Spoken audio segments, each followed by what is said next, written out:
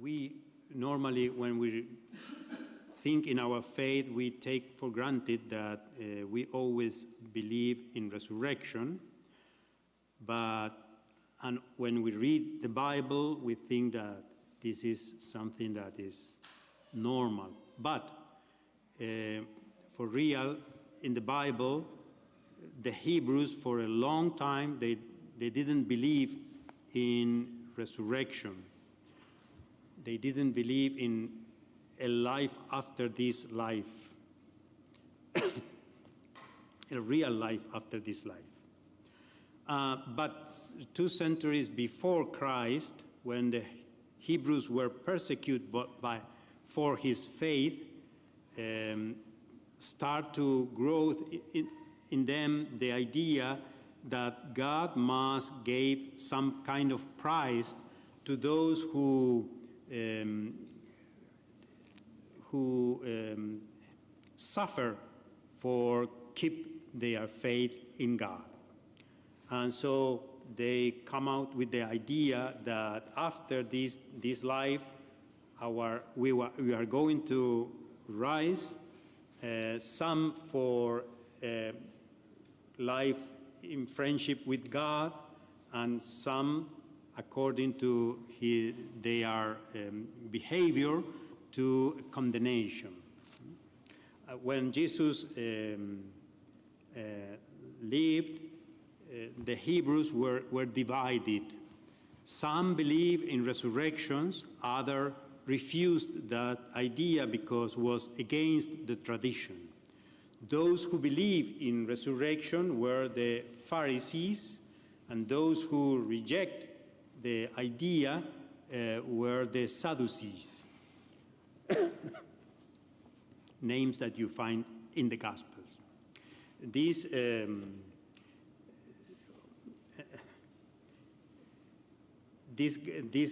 Gospel speak about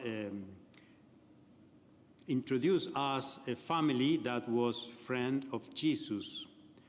It seems that the older sister was Martha because she received word that Jesus was in the town, and she is the one that guided more or less the dialogue with Jesus.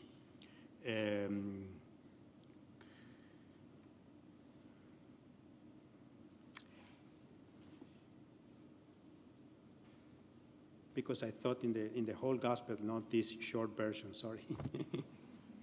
I must cut a lot. It's difficult to cut in English, but anyway. Here, the dialogue with Martha is the most important part of the gospel because all the rest is a consequence.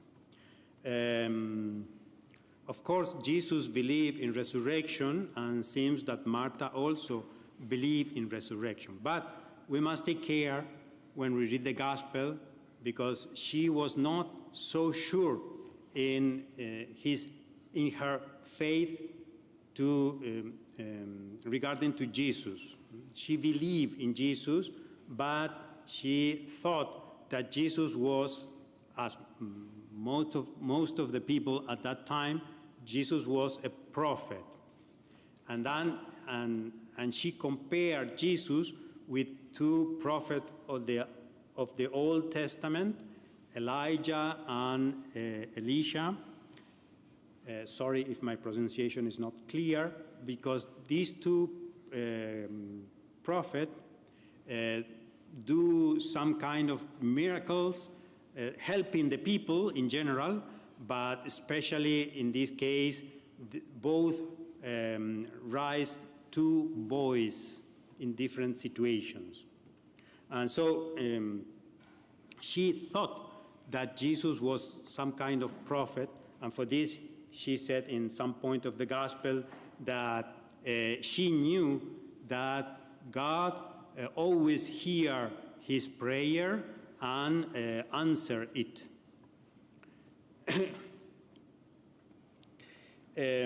Jesus in the gospel, not just because the Gospel of John tried to tell us that, of course, we believe in resurrection, but for us Christians, it's very important not just to believe in resurrection, but to believe in Jesus. And for this, Jesus in the gospel said that he is the resurrection and the life. So point out that Jesus is, our belief in Jesus is what can grant for us the resurrection.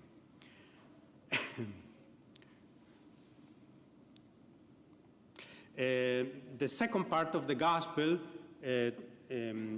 it's written especially for people like us. We believe in Jesus, but we never meet him physically. We cannot see Jesus, we cannot touch Jesus, we cannot recognize his voice because we believe in Jesus, but we never see him in this world.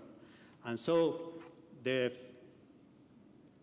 gospel was written when some Christians were influenced by ideas, Gnostic ideas, that point out that Jesus was God, but try to diminish his human being. So for this, here, the second part of the gospel show us that Jesus have feelings. The gospel said that Jesus wept.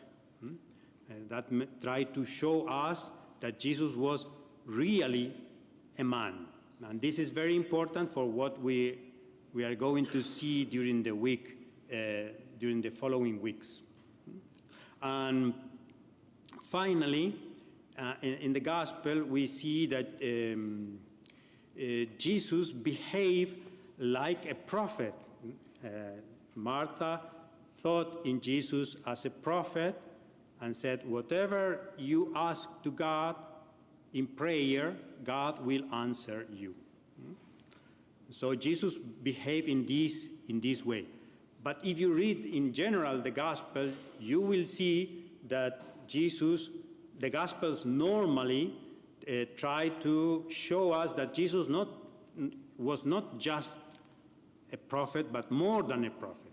Because the prophets need to pray, and God hear their prayer. But Jesus just give an order, and what he said become reality.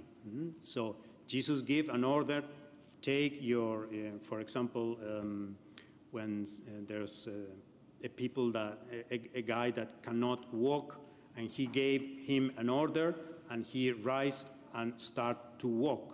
And also in the gospel is mentioned, Jesus cured a blind guy, and Jesus just said that he must be cured, and that happened.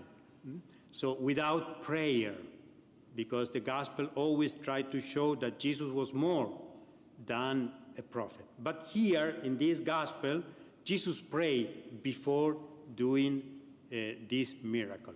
But we must take care when we read the gospel, because in the gospel, the writer tried to show in this prayer the special relationship between Jesus and his Father. For this, Jesus also point out that he said this prayer for the crowd that surrounding him. And finally, to follow the same path of the rest of the gospel, Jesus gave an order to Lazarus and said, Lazarus, come out. And the dead person went out of the tomb. So the whole gospel is an invitation for us to follow Jesus this Holy Week. Unfortunately, the short version cut the sentence that is very important for us.